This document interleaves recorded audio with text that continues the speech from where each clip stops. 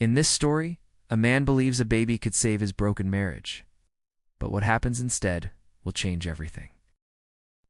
My wife Jod decided that spending the night with another man would be fun. She also thought, I wouldn't mind. She may have been right that the night would be fun. She sure screwed up thinking I wouldn't mind.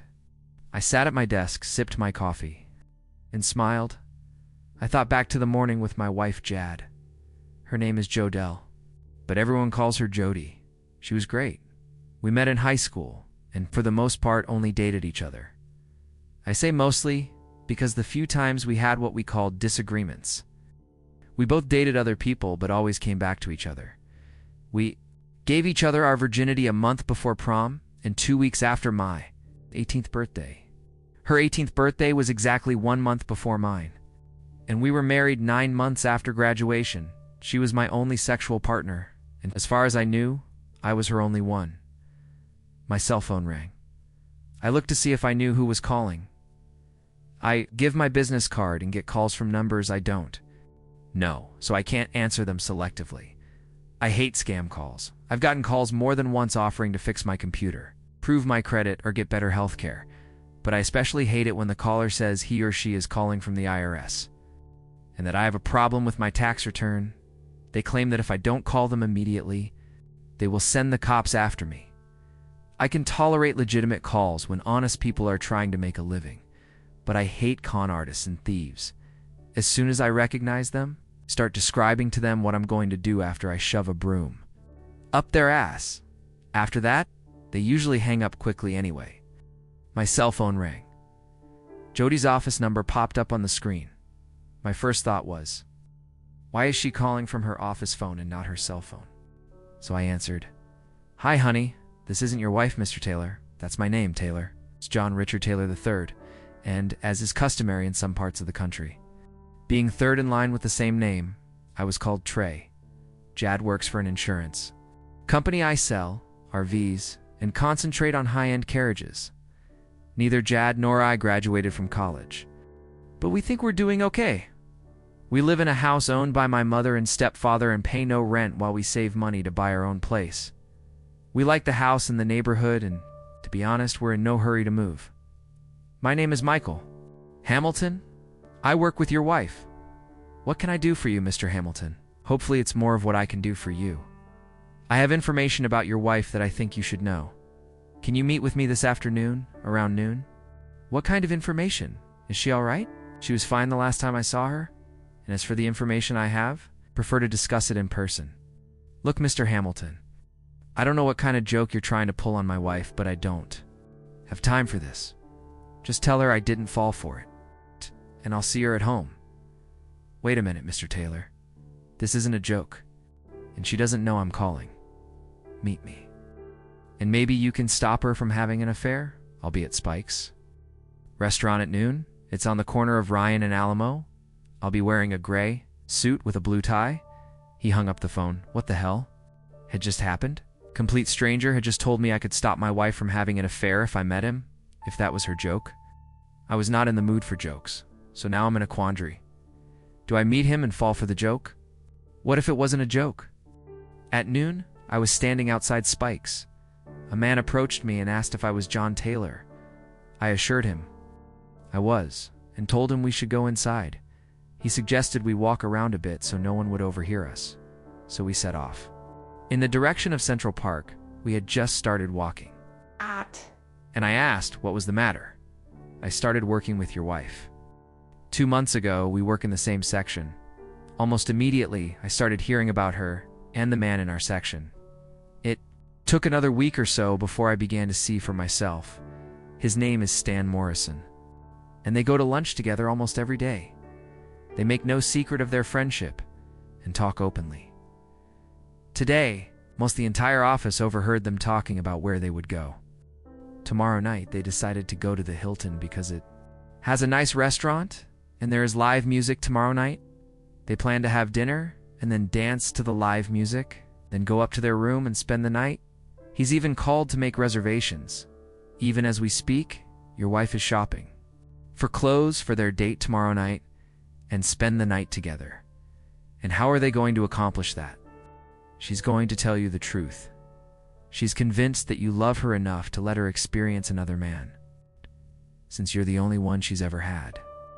I overheard this information last week. She genuinely believes that this will not affect your marriage in any way. I think that's why they feel safe talking openly. She doesn't think you'll have a problem with it. Why are you telling me this? I was married for 9 years, and my wife had an affair. The legal system screwed me more than her lover ever screwed her. Now she and her boyfriend live in a house that I pay for. My kids call him Daddy. I, on the other hand, live in a dumpy apartment and eat beans and rice 5 times a week. I see this as a chance to help someone else escape my situation. We talked some more, and he left to go back to work. I was left to ponder my marriage and my future. I came to the conclusion that, if he was telling the truth, my marriage was over. It scared me that I could so easily think about the possible destruction of my marriage. It's based only on a relatively short conversation with a complete stranger. But I thought back to my youth and remembered the pain my mother went through. My father was an alcoholic and a womanizer. He had several affairs, talked openly about them. He even teased my mother about it. I asked her why she put up with it. I love him. She replied, one day when I was about 11 years old, he took me to his current girlfriend's house with him. The two of them were somewhere in the house, and I was in the living room with her dog. I got tired of sitting there and petting the dog, so I left and walked about a mile home. When I got home, I told my mother where I had been. We only had one car, so she and I walked to where the car was parked. She made no effort to confront them, and I don't know if he realized I was gone. We took the car and drove home. I didn't see him for about a week, and my mother wouldn't let him in the house. 2 days after, she finally allowed him back. He spanked me with a belt for dropping a kitchen plate and breaking it, but upon reflection, I decided that the real reason was because I had snitched on him, given my childhood experiences and the way my mother had suffered. I didn't see any circumstances in which I would or could condone Jad having an affair, even thinking about her. Having an affair was too much for me. Call me a jerk, insensitive, insolent, brash, arrogant, patronizing, or whatever else you want to call me. But I wasn't going to go through what my mother had to go through. Eventually, she found the strength to leave my father, and we were much better off. That was many years ago. He still lives in town, but we rarely see each other, and that's fine with me. She remarried and is very happy. As I mentioned before, Jad and I live in the house she and my stepfather own. What am I supposed to do now? Confront Jad? Ignore the information I just received? Wait and see what happens? As a salesperson, can't keep waiting for someone to walk through the door ready to buy. You have to be proactive. Hand out your business card, make phone calls, talk to people, anticipate, be persistent, and know your product well. In this case, knowing your product can be a problem. If what Michael Hamilton told me is true, I don't know Jad at all, and she apparently doesn't know me. I had made no secret of my feelings about adultery. She was well aware of my marital history, so I decided to take the initiative. But how exactly do you begin to take action in a situation that may not even exist? Start by envisioning every possible scenario. Anticipate the worst case scenario. Then choose a course of action and determine what your decision might result in. It's the best case and the worst case. If you are not ready to accept the worst possible outcome, choose another course of action and keep choosing until you determine what you can accept. Made a decision and decided that my first task was to find a private investigator. There were several in the phone book. I picked one at random, called, and was instructed to come right away. 30 minutes later, I was in his office. 2 hours later, he had a lot of my dollars, and we had worked out a plan. Now it was time to drive home. I had no idea how I was going to act with her tonight. When I arrived, she was home. When I walked in, she came up to me to kiss and hug me like she usually did. I thought for a long time about how I should act. I could either act normal, in which case she would assume that everything was fine and her plans could go on, unless, of course, she actually had any plans. Or I could have somehow hinted to her about what I had heard. If I did, she could deny everything and put it off. Until things settled down, if she molded over now, what was to stop her from changing her mind, or even doing it sometime in the future? I wasn't going to live with that possibility. The other side of the coin was that if she found out that I suspected her, it might cause her to abandon her plan. I decided to act. Normal dinner was almost ready. She was waiting for me to fry the pork chops. I did so, and we ate. Acting normal turned out to be harder than I thought it would be for me, however. She was either a very good actress or, as Michael Hamilton said, she was so confident that she was completely unperturbed and natural. Around 11, I went upstairs to get ready for bed. Jad was already asleep. I showered and went to bed, but sleep didn't come. At 6 in the morning, she got up, got dressed, and went downstairs. A few minutes later, I got up, got dressed, and went downstairs. She was gone. I can count on the fingers of one hand the number of times either of us left the house without kissing the other goodbye. This was one of them. It was Friday, usually a good day for RV sales, but I called my boss and told him I'd take the day off. Called the attorney the dealership used and asked if he knew a good divorce attorney. He referred me to his wife.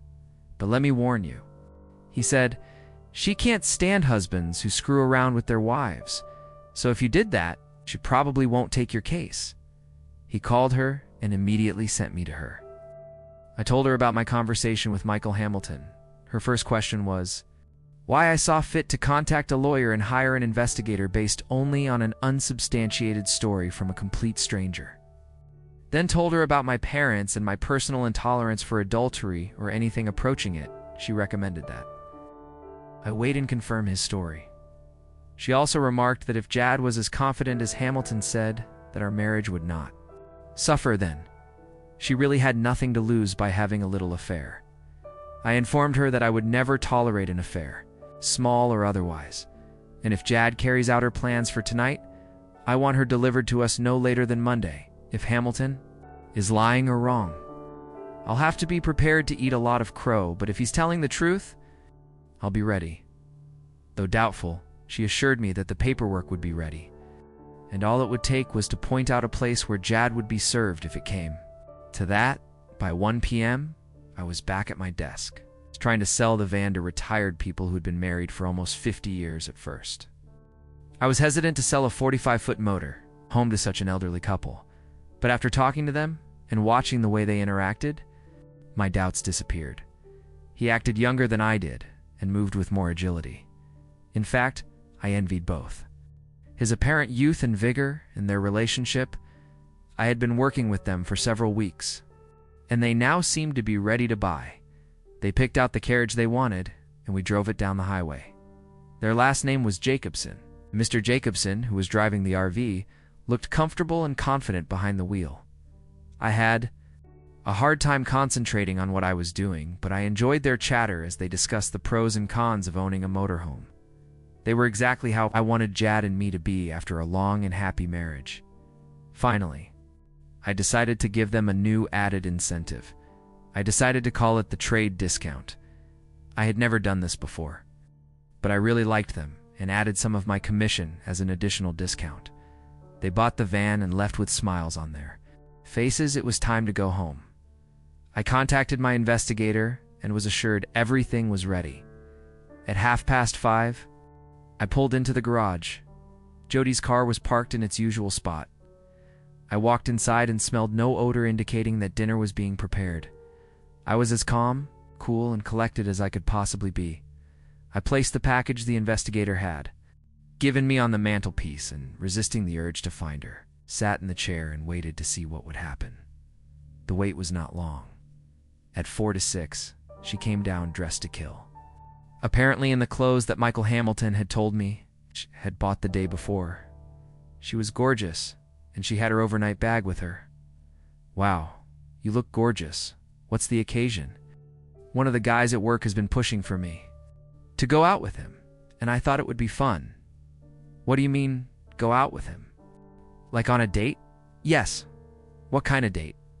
Well, we thought that since you're the only man I've ever been with, I'd be interested in having sex with someone else, so we'd have dinner, go dancing, and then spend the night at a hotel. I couldn't believe how calm she was and how much my sense of calm, cool, and collected had been replaced by a huge cold knot where my stomach should be. You can't be serious. You're spending the night with another man? There's no way in hell I'm agreeing to that. And who the hell is this we you're talking about? I wasn't asked that. It's no big deal. Just one night of play. I'll come home tomorrow, and it'll be like nothing ever happened. Besides, I can learn a couple tricks you might like. There's no way you're going out tonight and having fun with someone else. Don't be silly. Of course I will J-O-D if you do. Our marriage is over at that moment. We heard a car horn honk.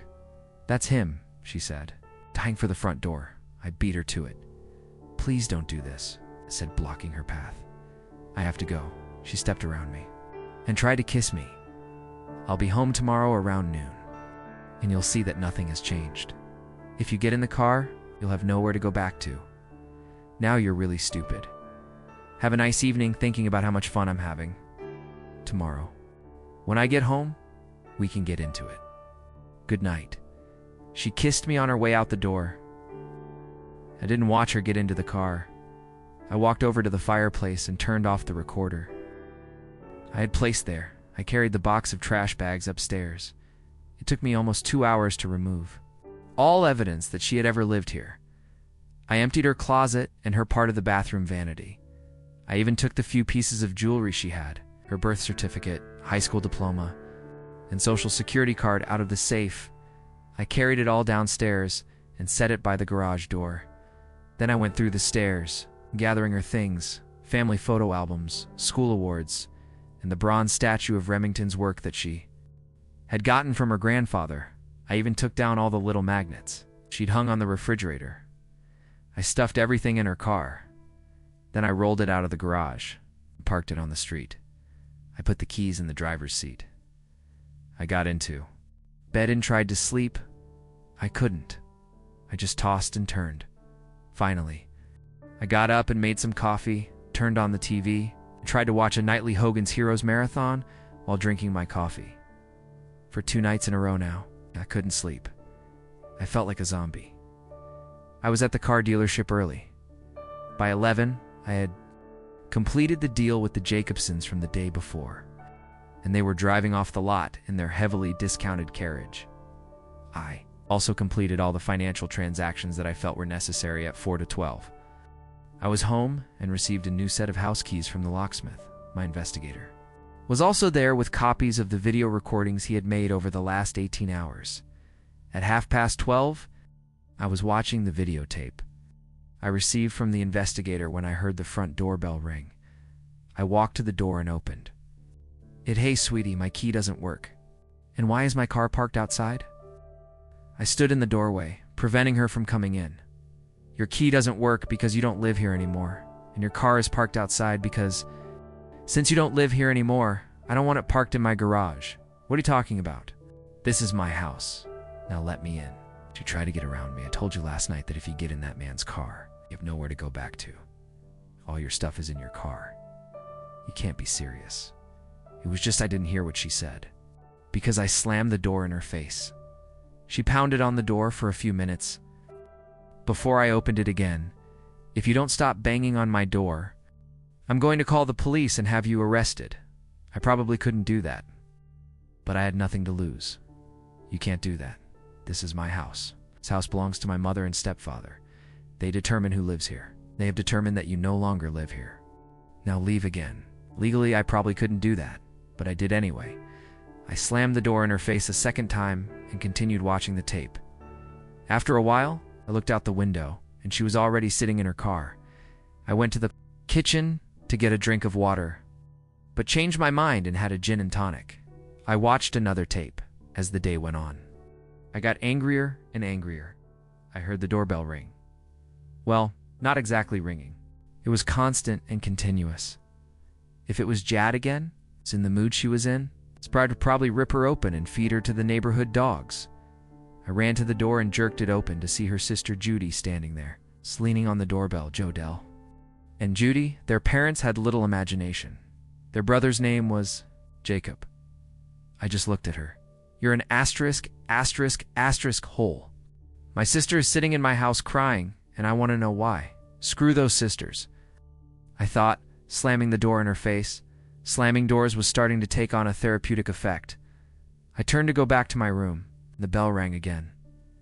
I jerked the door open, and before she could stop ringing, I slammed her hand so hard on the bell that she lost her balance and almost fell. If you ring that bell one more time, I'll break your damn fingers one at a time. I started slamming the door. Again, she pressed herself against it with her whole body and held it open. Talk to me, please. After standing there for a few seconds, I slowly opened the door and indicated that she could come in. She stepped into the room and stopped, then looked up at me. I thought you loved Jod. I can't believe you kicked her out over such a stupid disagreement. Stupid disagreement? She told me that you disagreed with her about the walk last night and kicked her out because of it. Oh, God, she's right about the disagreement. She wanted to go out and I didn't want to. Did she tell you that the person she wanted to go out with wasn't me, that it was a guy she worked with? You've got to be kidding me. Did she tell you that their plan was to have dinner, then go dancing, and then spend the night in a hotel room? You can't be serious? You're making it up. She said she was going to come home tonight and show me what she learned. Listen, I played her the audio tape I'd made the night before. I had no idea. Yeah, neither did I. So what are you going to do? Divorce her? Oh no, any chance of getting over it? I shook my head.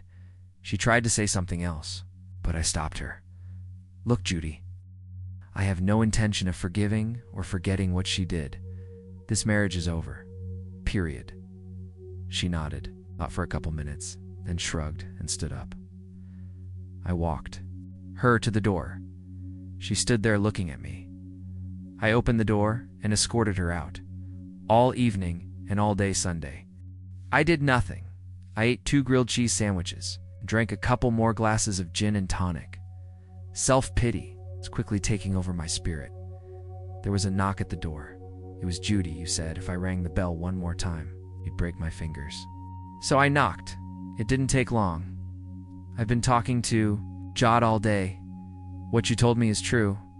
It wasn't easy for her to tell me about her date. But she finally came clean.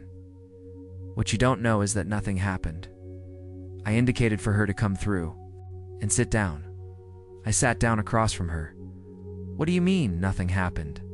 She told me that after he picked her up here, they went to the hotel. They ordered a bottle of champagne before ordering dinner and had time to drink half of it. When the waiter took their dinner order, by the time dinner arrived, they were already working on the second bottle of champagne. Halfway through dinner, it was empty. After drinking all the champagne, they decided they were too drunk to dance and headed upstairs to their room. They had intended to have fun, but were too drunk to accomplish what they had planned. They both passed out. She woke up first and realized what she had done. She woke him up and insisted he take her home. Well, that's quite a story. You believe her, don't you? I believe that she and some man spent several days, maybe weeks or months, planning a date during the planning process. They spent time together at lunch and at work, maybe even after work. They talked and made plans over. The time they spent together, they grew close. They laughed together. They took walks together. They exchanged secrets. He probably knows more about my marriage than I do. Hell, I know he knows. He knew my wife was planning to cheat on me, maybe. They held hands. They may have kissed or even fondled each other. They planned to spend the evening and night together to do it. That sounds like the ultimate.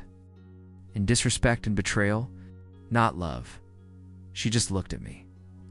You don't believe her, do you? No, I don't. And you're not going to forgive her, even if nothing happened. Not in this life. We reached the door, and she opened it. She paused. When this is over, can we still be friends? Dot and I are going through a divorce, if she goes to any lengths. To prevent it, it's going to be very complicated by the time it's over. You probably won't like me, so any friendship will probably come to nothing. I see. Well, that could be nice. I think I'll miss you. With those words, she placed one hand on my left cheek and kissed my right cheek gently. Then she left, closing the door softly behind her. Since Saturday afternoon, my phone had been off more often. Then on, Jod had tried to talk to me too many times, but finally gave up. I managed to talk to her father. He tried to convince me that since nothing had happened between Jod and Stan, that meant no big deal had happened, and we should just suck it up and get over it. I explained it to him the same way I had explained it to Judy when we finished talking. He realized that divorce was inevitable. He hung up the phone with a sigh. Monday came. The first thing I did was to call my attorney, tell her about the previous weekend.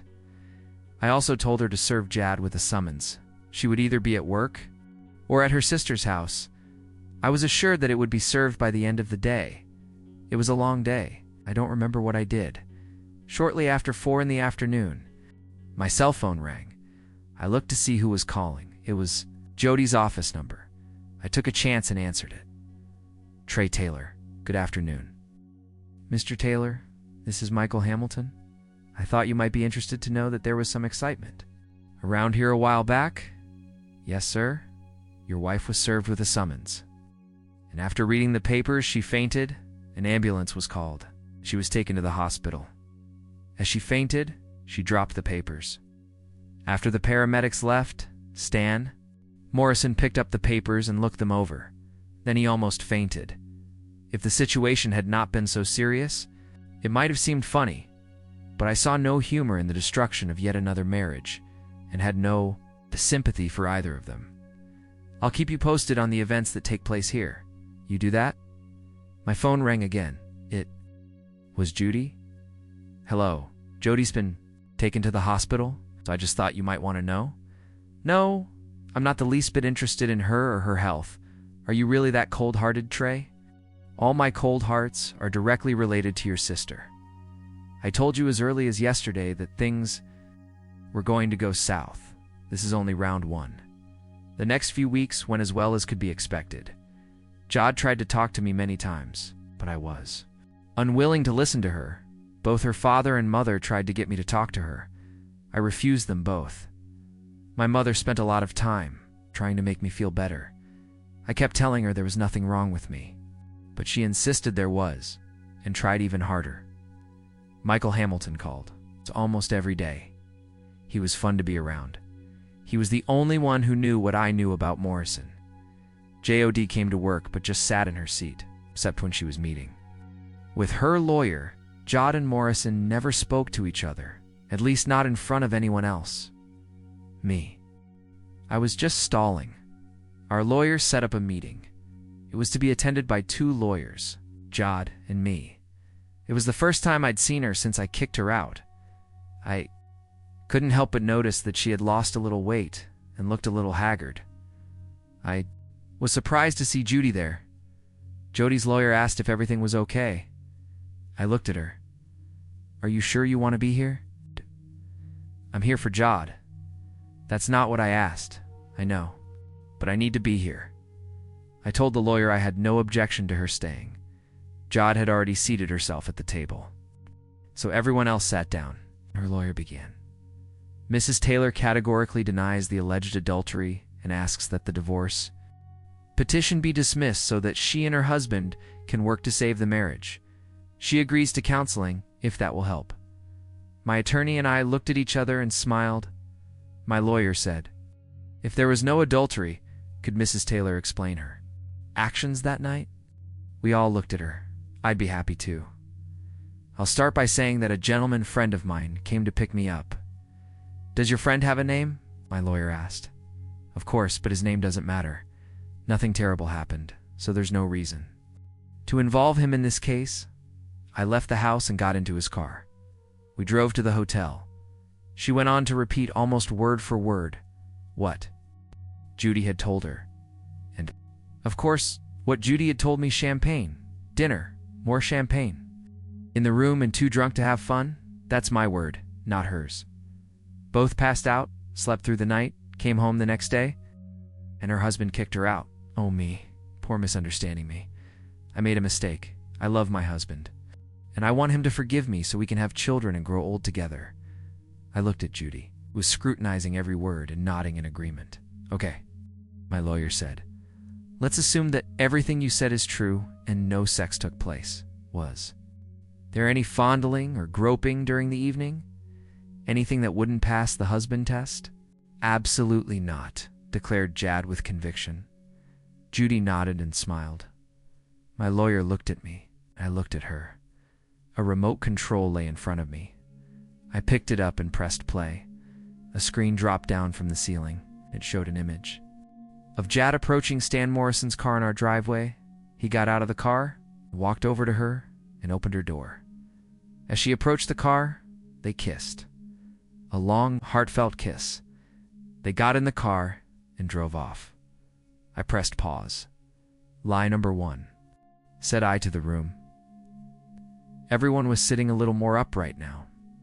Jad was pale, and Judy just sat there looking at her sister. On Thursday, when Michael Hamilton first called me and I talked to my investigator, we came up with a plan.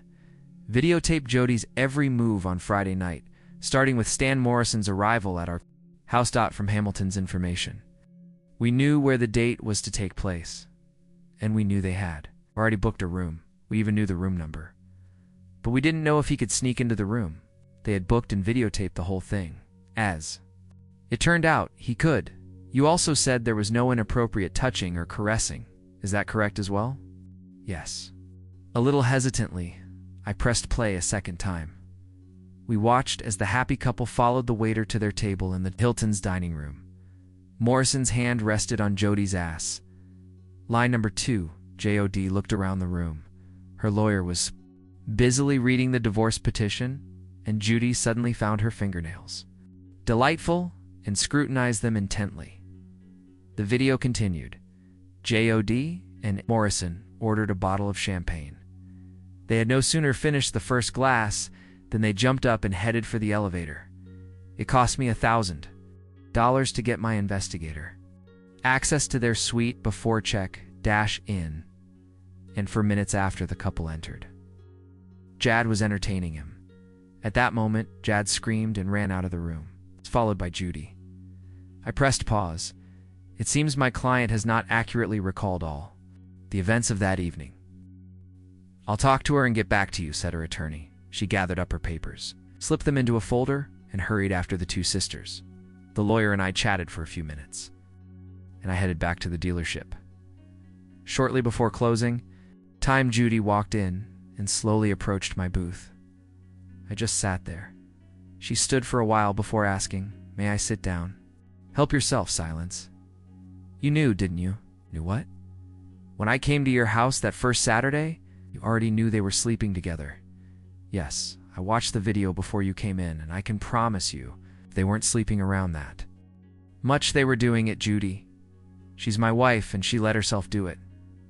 "Why didn't you tell me?" "I'm not sure. I guess I was hoping she'd admit it and agree to a divorce. If she had admitted it, I would have agreed to something other than adultery. Then you and your family wouldn't have to know what she did. I always liked your parents." Silence. Again, my cell phone rang. I answered it without hesitation. "Trey Taylor. This is Michael Hamilton." "Mr. Taylor, I was available yesterday, but I understand your wife called and quit. She didn't even come in too clear. Her desk thought you might like to know. Thanks. Let me know if you find out anything else." "You bet." He then gave me a number, which I gave to my attorney. The area code was South Florida.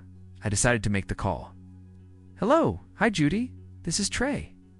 "What do you need, Trey?" "Do you or your family know anyone in Florida?" "Why?" "Because I think Jad is there." "Why do you care where she is?"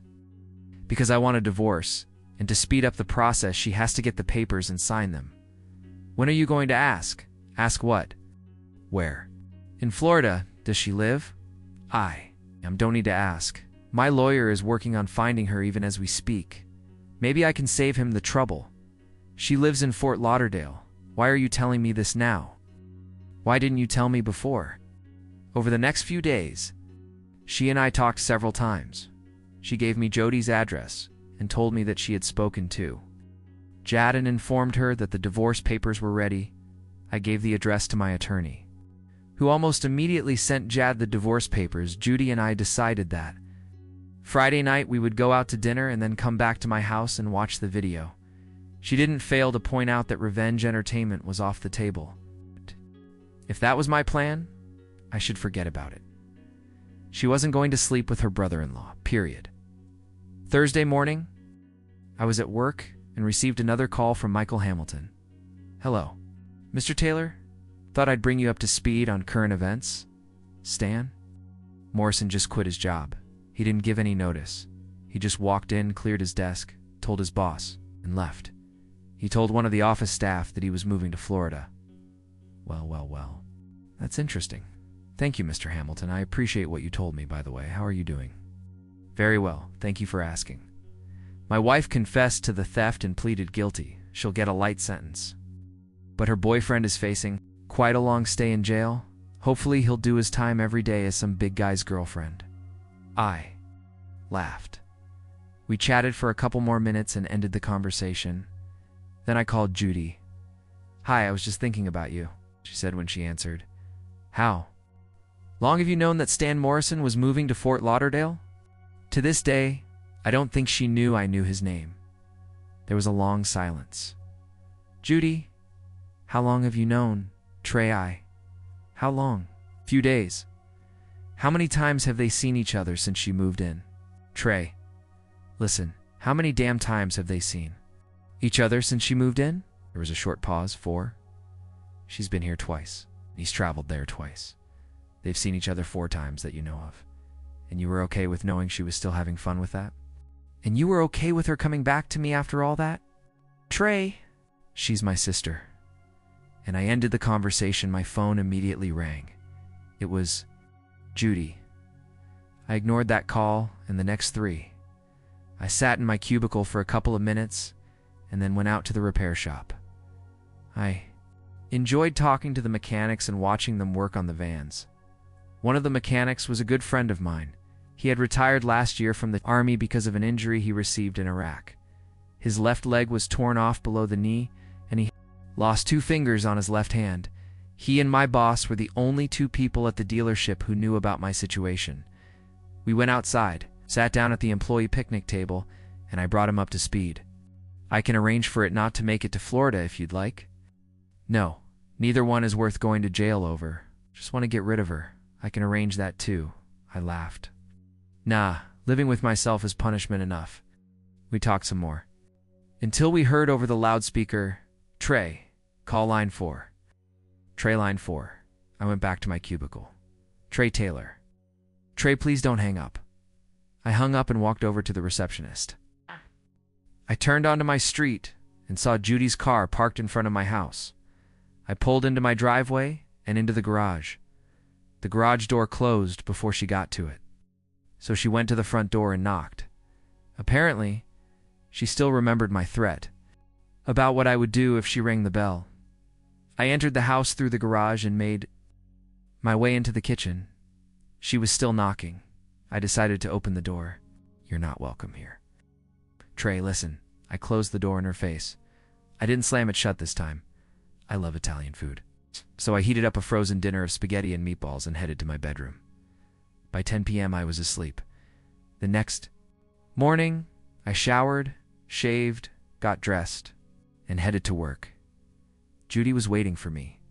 She probably thought I wouldn't make a scene at work. She was wrong. I tried to walk past her, but she grabbed my arm. Damn it, Trey, listen to me. You don't have anything to say that I want to hear? But I do have something to say to you. You let her come back to me knowing she was having fun with that low-down son of a bitch. Over and over again. And you weren't going to tell me about it. All 3 of you can rot in hell.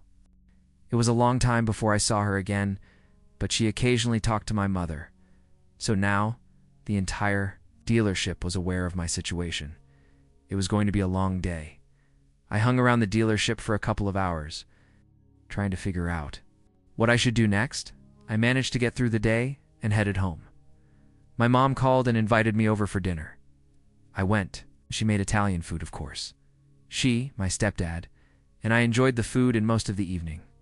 The enjoyment ended when she said, I was talking to Judy today. Mom, one more word about this family and I'll leave. Trey, listen to me. There's something you don't know. I know everything I need to know, Mom.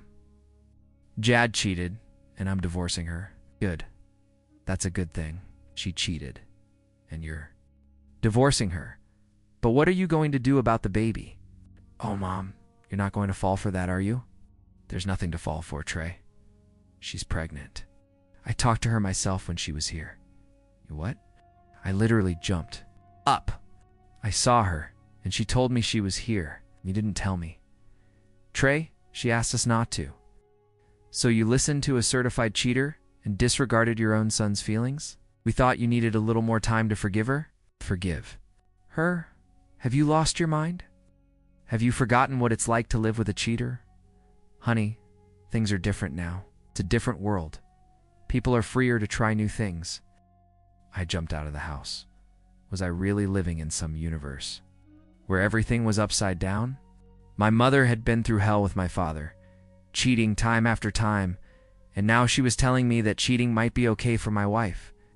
I loved my mother, but her naivety was astounding, and her gullibility, God help her, in the age of smartphones and the internet. She would still buy an encyclopedia from a traveling salesman, but telling me I had to forgive Jad was overkill, even for her. I headed home. But I drove past my house and didn't stop. I ended up at a car dealership. I had my keys and went inside. There was a couch in the employee lounge. I laid down on it and tried to slow my thoughts down. It didn't work. I tossed and turned until almost 5 a.m. before I fell asleep. I woke up at 10:30 at this point. My boss came in and saw me sleeping, so he put a sign on the door and asked everyone not to disturb me. When I did start moving around, one of the salesmen told me that the boss wanted to see me in his office. I felt like crap. My back hurt from sleeping on the couch. I needed to shower and shave, and my mouth tasted like shit. But I went to see the boss. Trey, you need time off, and I have a way to get it. You remember the Jacobsons? It's that older couple you sold the beautiful blue Pros to a few months ago? Yes. Anyway, last week they were in Vancouver, Canada, and he had a heart attack. He'll be okay, but the carriage needs to go home. They want someone to bring it back, and they asked for you. Sounds right up my alley. When can I fly out? You can fly out tomorrow. Janie will find you a flight. Use the company credit card for expenses. Sounds good? Get your ass home, get cleaned up and packed. The return trip will take for days, I'd take 10 if I were you. The Jacobsons aren't in any hurry to get anywhere, and I don't need you back here too soon. Just give Ben all the deals you have pending, and he can sort them out for you. Upon arrival in Vancouver, I went straight to the hospital. Mr. Jacobson had a lot of tubes and machines hooked up to him and sticking out of him. Mrs. Jacobson was fiddling with him, trying to make him comfortable, while he grumbled that she was bothering him and keeping him awake.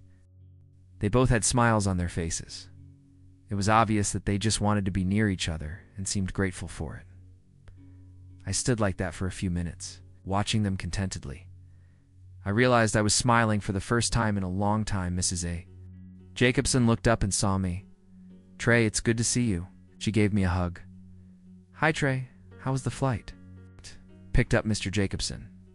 Now be quiet, Robert. You know what the doctor said? Said Mrs. Jacobson. She patted my arm. Can tell him to be quiet, and he can't argue with me because it's doctor's orders. She winked at me. We sat and talked and watched as Robert drifted in and out of sleep. Every time we thought he had passed out, a nurse would come in and check his vitals, adjust his medications, or do some other medical-related job. Mrs. Jacobson told me where the motorbus was located. She also told me that their 2 grandchildren were with them. But the grandson had flown home. Their granddaughter was packing to take them home when Robert was discharged. But she would be traveling back with me. We had finished talking when the granddaughter walked in carrying 2 small suitcases. She had packed for the grandparents. She was about my age, and as attractive as the girl next door, we were introduced to each other. She ignored the introductions and me, and even snorted before she spoke to her grandmother. They chatted for a while, then turned to me. Darla, she pointed to her granddaughter, has been driving our car for the last week or so. We towed it behind the carriage. She'll take you to the bus, and you can do whatever you need to do to get it ready to go. But was interrupted. Stop it, Darla. I told you. We'll be fine, so don't worry about us. She looked at me. No offense, Trey, but Darla doesn't want to go back with you. She thinks she needs to stay with us, by the way, Trey. Your boss told us that you might need a few extra days to come back because you took some time off.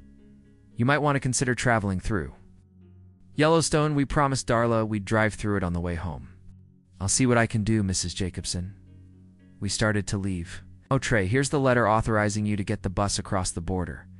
Your boss said it was a good idea. Hey, she pulled the letter out of her purse, held it out to me, and kissed my cheek. Thanks for doing this, and be careful. Darla and I headed to the car and then to the RV park. She drove, but kept grunting and moaning, never saying a word to me directly. I tried several times to strike up a conversation, but she made it clear she wasn't interested, so I stared out the side window. When we pulled up to the bus, she immediately went inside. I wanted to strap the car onto the bus and be ready for an early morning departure, but she took the car keys with her. I went inside and asked her for them. She literally threw them at me. Oh, nuts. And I had to dodge to avoid getting hit in the eye. What the hell is wrong with you? I asked, reaching down to pick them up. I'd been dealing with women for the past few weeks, and I was damn sick of it. I walked over to the car, put it behind the carriage, hitched it up. I looked around the carriage and sat down in one of the lawn chairs after a short break. I thought it would be nice to have a cold beer, so I put the chairs and small table in one of the lower compartments of the trunk, and then went inside to see if the Jacobsons had any beer. Darla looked in the refrigerator. Is there any beer in there? Or anything tasty? I'm not your damn maid. She slammed the refrigerator door shut, walked to the bedroom, closed the door. That was it. To hell with these women. They'd already screwed me enough. J.O.D. Judy, my mother. And now this. I'd had enough of them. All of them. Mrs. Jacobson was the only one who was even remotely civil. 10 days. And I hadn't heard one polite word from that person all day. I wasn't going to put up with her pathetic behavior any longer than necessary. I'd get that coach home in no time. The less time I spent with her, the better. I went outside, disconnected. The outside power and water lines, went back inside, got in the driver's seat, started the engine, entered Houston, Texas, into the GPS, pulled up the controls, put it in gear, and drove south. It was already 6 p.m., and I hadn't planned to start the drive until the next morning, but little Miss Gooding in the bedroom made me change my mind.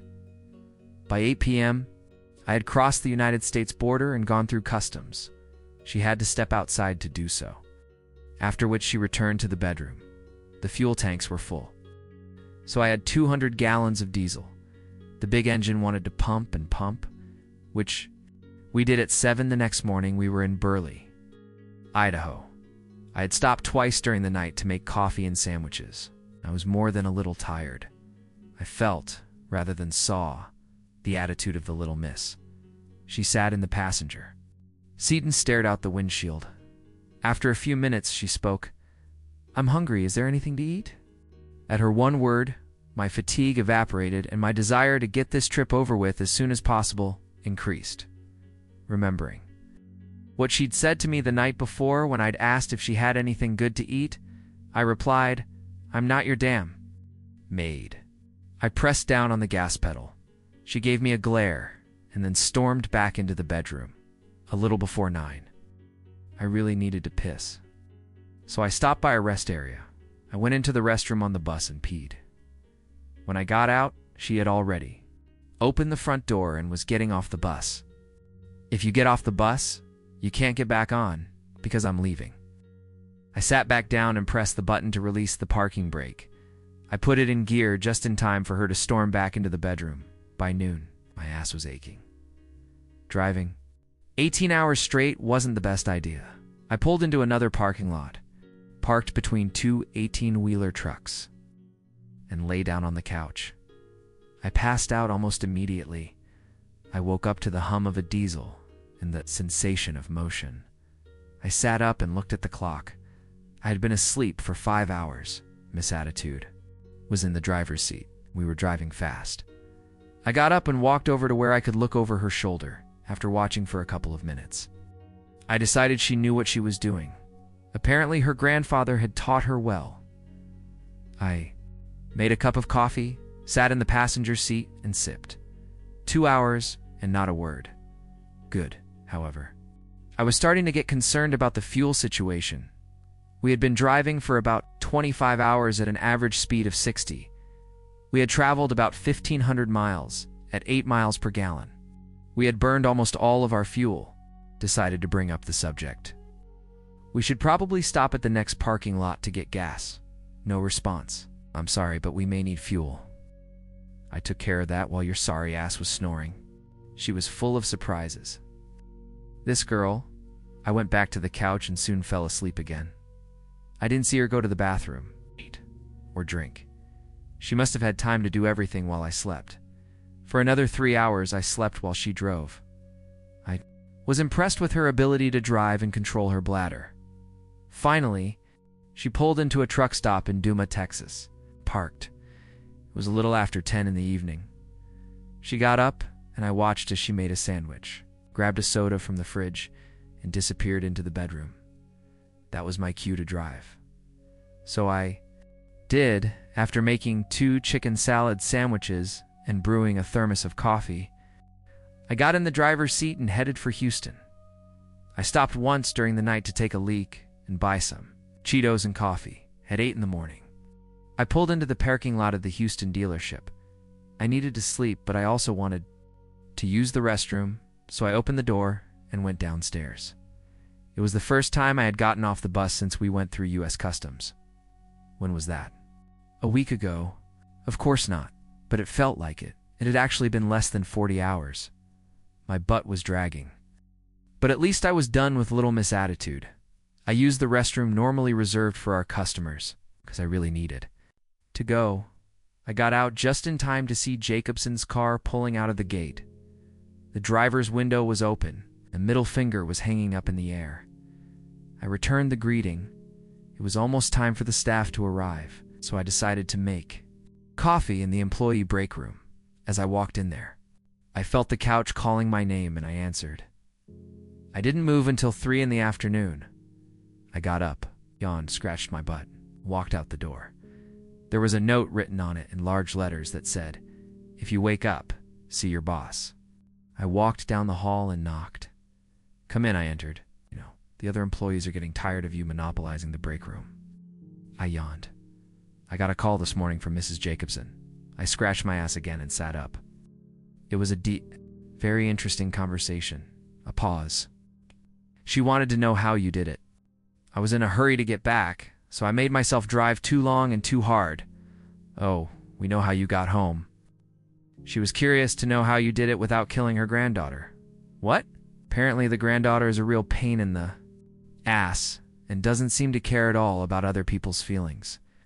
The Jacobsons didn't want to send her home with you, but they didn't want her with them either. She caused them nothing but inconvenience the entire time she was with them on the trip. The grandson left because he couldn't stand having her sit in the railroad car with him any longer. I know how he feels. The only reason I spent so much time driving was because every time I took the wheel, I imagined my hands on her throat, and it felt so good I didn't want to stop. He laughed. "Anyway, they're glad you made it home okay. Mr. Jacobson will be discharged in another week or so. All indications are that after a little recovery period, he'll be as good as new. They want us to service the bus. We'll do that. And have one of the guys drive it to them. That's good news, both about him and keeping the coach. I thought they were going to want to sell it. Oh, hell no. I like it. And they've even talked about becoming full owners of the RV. Okay, now I want you to go home for a couple of days and get some rest. But no buts. Damn it. Just do what I tell you to do. It might give the other employees a chance to get their break room back." I'd only been gone 3 days, but it felt like much longer. I came home, took a much-needed shower, shaved, and went to bed. Over the next 2 days, I slept for probably 30 hours, but at some point I had to get back into the real world. The first step in that direction was to check my phone and see what I had missed. I hadn't thought about it at all over the past few days. I started looking for it. I looked in the pockets of the clothes I wore on the trip to Vancouver, but it wasn't there. I called my boss and asked him to check the break room and coach's room to make sure it was there, but it wasn't. Damn, how many customer calls have I missed? I headed over to the dealership. There were a few messages from customers there. I started answering them. By noon, I was up to speed. I went into the employee break room, made myself a cup of coffee. It was just starting to head back to my cubicle when I saw her walk in. Little Miss Goading. I turned and headed for the staff area. I stayed there hiding for about 10 minutes. When the loudspeaker came on, "Trey, come to my office, please. Trey, to my office." I took my time and sipped my coffee. "Trey, into my office, please." I knocked. "Come in." "Oh, good, there you are. I believe you know Darla Jacobson." She was telling me about the trip from Canada. She just sat there. I looked at him in bewilderment. I had, of course, told him all about the trip. A glint appeared in his eyes that I'd only seen a couple of times before. Once when the dealership had an exceptional sales month and he saw nothing but dollar signs. Another time when his twin sons got scholarships to attend the University of Texas. The bastard was enjoying it. He grinned. "Miss Jacobson is here to return your cell phone. Apparently you left it in her grandparents' car." At that moment, his phone rang. "If you two will excuse me, I have to take this call." She stood up, and I indicated for her to leave the office. She walked into the showroom, and I followed her at what I thought was a safe distance. She stopped, and I did the same. She turned to face me and held out her hand. In it was my cell phone. I was too far away from her to take it. So she took a couple steps toward me. I backed. Up the same number of steps, she almost smiled. "Am I really that bad?" She took a few steps to the nearest table and placed the phone on it. Yes. She stepped away from the table, and I picked up the phone and headed back to the service area. The thought of saying thank you didn't cross my mind. "Trey." I stopped and cautiously turned around to her. "I heard some of your messages. Couldn't help it. I heard them when they were left. You did a huge favor for my grandparents. You're dealing with your own problems. Trey, I'm really sorry for the way I acted." She turned and walked out of the salon. "Well, isn't that something?" She had a soft side, and it even seemed genuine. I went to my stall and sat down.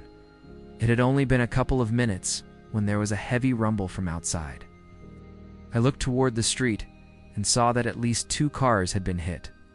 Normally, I don't get involved in these things and let the professionals handle it. But one of the salesmen, who was outside, came in and said, "Trey, I think that silver car is the lady who came to see you." Oh shit. I ran to the scene of the accident. It was her. The medics weren't there yet. One person was trying to stop the bleeding on Darla's scalp. Someone else was dealing with what appeared to be a broken arm. Darla looked up and saw me, and this time she actually smiled. "You always catch me at my best." Then she passed out. The EMTs arrived shortly after and stabilized Darla, the passenger in the other car. They took them to the hospital. I heard them tell the police investigator which hospital they were going to. I went back to work. I had been sitting at my desk for about 15 minutes when I remembered the Jacobsons. I thought I should call them and let them know about Darla. I did so and assured them that she didn't seem to be in any danger. Cuts, bruises, maybe a broken arm. But I thought she would be okay. I heard Mrs. Jacobson say this to her husband. Then I heard his reply. "A broken arm? It's too bad it wasn't her neck. That might have knocked some humanity into her."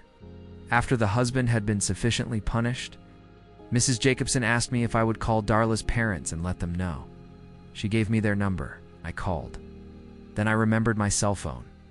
There were 54 messages, half from my mother, the rest from Judy, potential clients, and one from Michael Hamilton. I called the potential clients, set up for appointments for the next couple of days. The others I ignored. I left work at 5 and headed home. The hospital the ER doctor said they were headed to was very close to my house, but I ended up there anyway. At the information desk, I learned that her room was room 646. I went there. When I walked in, she already had visitors, her parents. "Trey, I'd like you to meet my parents." "Mom, Dad, this is Trey Taylor." "Trey, my parents are Ralph and Joanna Jacobson." "Nice to meet you, Trey." "Darla won't stop talking about your trip," her mother said. I bet she didn't, I thought. How could you stand 2 days with her on that little bus? She would have driven me crazy, said her father. It's not a bus, Dad. It's an inner-city bus. It is a bus. Rather fancy one, but a bus nonetheless. Don't mind him, Trey. How? Are you fine? Except for a broken arm and a few stitches. Well, I'd better get going. Just thought I should check on you. Take care of yourself. Thanks for stopping by. Oh, Trey, said her father. Thanks for calling my parents and us. You're welcome. Goodbye. I went home and started debating with myself about whether or not I should call my mother. The debate was short-lived. The negative side won, because I couldn't see the positive side. And so it went on for about 3 weeks. My mother and Judy repeatedly tried to call, but I ignored them. Even my stepfather called. I talked to him, but cut the conversation short when he tried to connect me to my mother. My attorney mailed the divorce papers to the address Judy had given me. Apparently, she liked living with Morrison and having fun with him because her signature was big, bold, and written in bright red magic marker. There was no mention of her pregnancy, if indeed it existed. In about 2 months, I would be a free man. I was beginning to think about staying single. The thought of it brought other thoughts to mind, like the celibacy I was going through. Celibacy, damn it. I had been dry for so long, I only sat for a minute before heading to the bathroom to shower and get ready for dinner. I just finished getting dressed when the phone rang. Trey Taylor. Hi, Trey. This is Doy Jacobson. Well, hello, Mrs. Jacobson. How are you doing, and how's the patient? Call me Doy, please, Trey. He's fine. In fact, even better than fine. We're planning our next trip, and he wants to go to Colorado. But I'm a little apprehensive about how he'll drive in those mountains. What do you think, Doy, this? Trainer is not going to let him get in trouble. All he has to do is turn on the Jake brake and leave it on. As long as he doesn't try to break the speed limit, he'll be all right. That's what he says. He's been reading articles about driving in the mountains and really wants to try it. I think I need to take some Valium before we go. She laughed. When she said that, I was sure from experience with them that she would go with him anywhere he wanted to go, when he wanted to go there, and vice versa. I liked this couple. Anyway, I called to invite you to a little barbecue we're having in honor of Robert's recovery. It's going to be at our house this Friday at 6. Bring your wife. We'd love to meet her. It dawned on me that I had never discussed my personal life with them. And apparently Darla, having heard some of my messages, hadn't either. So they had no idea I was almost divorced. Thank you, Doy. I'd love to come over. I'll see you around. It was a good week. I'm usually happy if I sell 1 van a week this week. There were 3. One was a used high-end bus owned by a country music star that had been upgraded to a newer, more expensive model. My commission for the week was very good. Really good. I pulled up to the Jacobsons' estate at 6 sharp off. To the side of the main house was a large garage where I realized they kept their boat. After I had driven it over from Vancouver, it had been serviced and cleaned in the service. The department had returned it to them. I knew they had money, because they wrote a very substantial check for the carriage house, but their estate was impressive. I pulled up to the house, and the valet parked my car. I've been to 6 county fairs and goat races, but I've never asked a valet to park my car at a private home. I was led through the house to the backyard. There were already about 50 people, their Dwy seeing me. Gave me a hug and asked where my wife was. I explained that I was in the process of getting a divorce. She held me at arm's length and told me that my wife was an idiot. She then put her arm around my waist and led me to the rest of the guests. Listen to me, Trey. When you're ready, I know some nice young ladies who would love to meet someone like you. She then introduced me to the rest of the guests as a friend, not the guy who sold them the carriage. I knew that I was moving. With some pretty big dogs in this crowd, and that all the nice young ladies she would introduce me to would be beyond me. I decided to hang around for a very short time and leave. I was just finishing my brisket sandwich and beer, and looking for Doy and Robert to say goodbye, when I saw Darla running away from some guy. I didn't realize she was here, but I probably should have assumed she would be. I'd seen that look before. I didn't want any part of it. So I turned around so she wouldn't see me. It was too late. Come on, Trey, she said, grabbing my hand. First Daddy, and now Darla. It was a family of hand grabbers. She led me inside to the library. There was a freaking library in this house. This guy is a goddamn jerk. Said I have a behavior problem, and I need help. I started to walk away. Where are you going? Leaving. Before you kick me out because I agree with him? He shouldn't have said that out loud and in front of people. Someone should have stopped him. Damn it, Trey. You're supposed to be on my side. Why? The only polite words you ever said to me were said while you were lying in the street bleeding, and probably delirious. She flopped down rather than sat. I remained standing. We never looked at each other. How's the arm? I asked. It itches like hell under the cast. I have to carry this so I can scratch it. She pulled something that looked like a back scratcher out of the cast. It had tiny fingers, so it fit between the cast and her hand, so she could reach the itchy spot. I'll be glad when this thing comes off, she pointed to the cast. Gotta go, Trey. Yeah. If I promise to behave, will you have dinner with me? After a brief pause, I said, Darla, I'm going through a divorce, so I don't need the added stress. And I'm likely to do something that will make you angry and make things worse. So I don't think dinner is a good idea. I left. Saturday morning, my mom rang my doorbell. I let her in. Here's the deal. I have thought it over carefully. I agree with you. There are things we have to compromise on, and there are things we do not have to compromise on. Faithfulness in marriage is on the no compromise list. You reminded me of the hell I went through with your father. No one should have to go through that. I apologize for even thinking about you getting Jad back. I was selfish, only thinking about the baby and the possibility of having a grandchild. Please forgive me. I forgave, and we hugged. We chatted for another hour or so, hugged again. And she left mid-morning. Monday, my phone rang. Trey Taylor. Good morning. Trey, it is Michael Hamilton. I have some news. I do not know since when he started calling me by my first name. But what the hell? What is the newsstand Morrison called and asked for his job back? They said no. I laughed. Just thought you might be interested. Thanks. Michael. I am on a first-name basis with him now. Shortly before noon, Jacobson's coach pulled into the yard and parked right in front of the building. I was with customers, so I could not get out and greet them. But I was able to see him. I sat and talked to my potential clients for at least 30 minutes, but no one got off the bus. I walked them to their car and then walked to the bus and rang the doorbell. Darla answered it. Hi, come on in. I stepped into the coach. When you enter a bus like this, the door is right next to the passenger seat. There are usually 3 or 4 steps leading up to the bus. When you go up the steps, you must immediately turn left, or you will run into the driver's seat. When the bus is moving and the passenger is in their seat, the floor is pushed back to cover the steps so your feet do not dangle in the stairwell. Anyway, I entered the coach and followed her into the living room. Have a seat.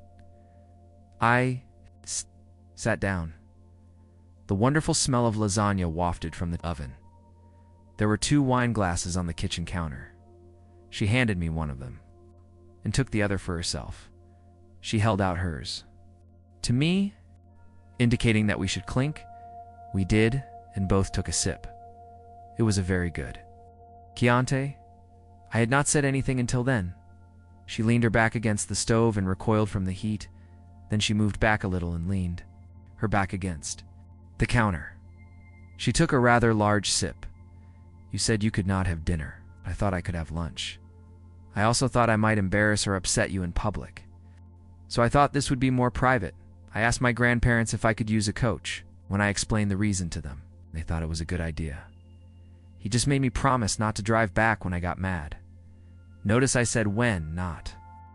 If he knows you well, does not he, instead of the expected explosion in her red face? She took another large sip of her Chianti. Her face reddened, but she did not explode. I took a sip of mine. She turned her back to me and stayed. Like that, even after she refilled her glass, I saw her take a deep breath and turn to me again. I hope you are hungry. I made it this morning. My lasagna is delicious. Even if I do say so myself, she busied herself with the salad and garlic bread. I thought to myself that she was doing pretty well with a cast on one arm. The doorbell rang. Bring it in. Please. I got up, walked over to the dashboard, and pressed the button. The door opened. My boss stood there. He looked at me. It is okay. I looked down at him. For now, I closed the door and went back to my chair and wine. I watched her. She seemed to be enjoying it. Her movements were natural, and it was obvious she knew her way around a kitchen, even one as small as this one. I smiled, but only for a moment. I knew one of us was bound to do something to upset the other. It was only a matter of time. She told me to sit down at the dining room table, so I did. Generally speaking, a bus 45 feet long and 8.5 feet wide does not have much room inside. The slide-out drawers increase the width of the living room and bedroom to about 11 feet. The living room begins just behind the driver and passenger seats. Then the dining room and kitchen, located across from each other. Then the bathroom and shower. And the bedroom at the back of the bus. We ate and chatted and realized we had finished a bottle of Chianti. I also realized that neither of us had upset the other. After a couple of hours, I decided it was time for me to go back to work. Darla. Thank you. It was a nice surprise, and the food was delicious. My pleasure. I headed for the door, and she followed me. I took a step down to leave Trey. I turned my head to look at her. She leaned over and kissed me softly and gently. Neither of us knew who was more shocked. There was a long pause while we just looked at each other. Is dinner still off the table? How about tonight? I would love to. 7 o'clock? It was only a few hours away. She gave me her address, and I started to leave again. Oh, we kissed again and again. It took me another 10 minutes to leave when I finally got off the bus. I saw 6 faces looking at me through the window of the exhibit hall. Among them was my boss. When they saw that, I had spotted them. They all scattered except for my boss. He opened the door in front of me as I walked in. Well, I am going home to get ready for my date tonight. We laughed. 10 minutes later, Darla pulled the bus out of the parking lot. I was on my way to her house when my phone rang. Trey Taylor, so you managed not to kill each other. Ha! Dodie, I believe Robert is listening. You bet he is. I am listening. We have already heard her story. Now we want to hear yours. I laughed. You know, a gentleman never tells. Horse hockey hush, Robert Trey. It was funny when she asked us to borrow. The coach, she was nervous and did not want to tell us why she needed it. But Robert would not let her borrow it unless she did. So she did, as she was telling us. She got excited and told us about the lasagna she had made. I asked her how she knew you liked lasagna. I just know, Grandma. And she blushed. Trey, I have known this girl all my life, and I did not realize she knew how, but she did blush. Trey. Robert picked up on that. I cannot believe I am saying this, especially considering that girl's attitude. Robert, watch your language. Yeah, honey. Anyway, Trey, as far as I know, that girl has never done anything like that. She might upset me, Robert. I am sorry. She might upset me, but she is still my granddaughter, so you better treat her right. Do you understand? Yes, sir? But I think you were overreacting a bit, Bull. Sorry. Dodd. Trey, just do not touch her. Okay, she has had some pretty rough experiences in relationships. She is, as you know, very attractive, and it seems like her whole life men have been trying to take advantage of her. It started back in high school, and she has had a hard time dealing with it. Unfortunately, her attitude is her defense mechanism, and she uses it to avoid getting close to someone and then being disappointed in them. The problem is that she has a hard time distinguishing friends from enemies, but that is just a facade. There is a good girl in there somewhere. It is just that. Sometimes we have a hard time finding her, Dodie. I am not going to hurt her, Dodie. And Robert. Good, they said it together. But ask her not to hurt me. And we all laughed before I could finish talking. My phone rang again. Trey Taylor. Trey, it is Judy. Silence. I went from happy to furious in an instant. But I decided to hear her out. Are you still there? What do you want? Judy, I thought. You should know that Jod. Stop it. I do not want to hear anything about her, Trey. Please just listen for a minute. Yesterday, she kicked Stan out for having an affair. Today, he came back to the house and beat her up. She is in the hospital. Trey, her nose is broken. He knocked her down and kicked her. She is in intensive care. Stan is in jail. What about her baby? It is gone. She lied about it to get you to take her back. Well, she sure fooled my mom. She fooled us all. Trey, I am sorry she got hurt, but it is none of my business anymore, and Morrison, as far as I am concerned, can rot in jail. She is still your wife until the divorce is final. She stopped being my wife. When she got in his car and made the divorce official, when she signed the papers, whatever is going on in her life now has nothing to do with me. Goodbye, Darla. Lived in a gated community after seeing her grandparents' estate. It was not surprising, but the reaction of the guard at the gate was surprising. He asked who I was visiting. I told him. Really, and? He started laughing. He laughed when he called her to see if she was expecting me, and he was still laughing. When he opened the gate, I heard him say good luck as I drove through the gate. 15 minutes later, as we drove through the gate heading for the exit, he was on the phone and still laughing. I got the impression that she was not the nicest person. In this congregation, I discovered that she liked meat and potatoes. She ordered a medium-rare ribeye steak. It's blue cheese, butter, and a baked potato. That is my kind of food. I fleetingly wondered how she was going to cut the steak with her arm in a cast. But she managed. We both laughed about how awkward it was, and I even offered to cut it for her, but she managed. She managed to eat about half of the steak, after which she ignored it and focused on her drink. Our waiter suggested putting the leftovers in a doggy bag. I did not realize you had doggy bags here. There is a first time for everything, he said. We stopped at the security gate to enter the password, and the same security guard was there.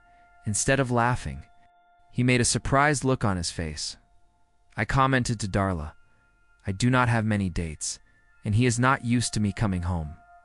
After them in the same car I leave in, I usually come home in a cab. That seemed logical to me. When we pulled up to her house, she invited me in.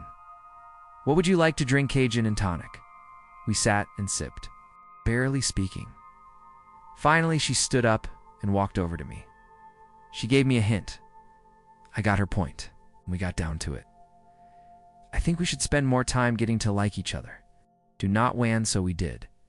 At 9 in the morning, I called my boss and told him I would not be in. Why, I'm still on my date from last night. He laughed. In this story, a man believes a baby could save his broken marriage. But what happens instead will change everything.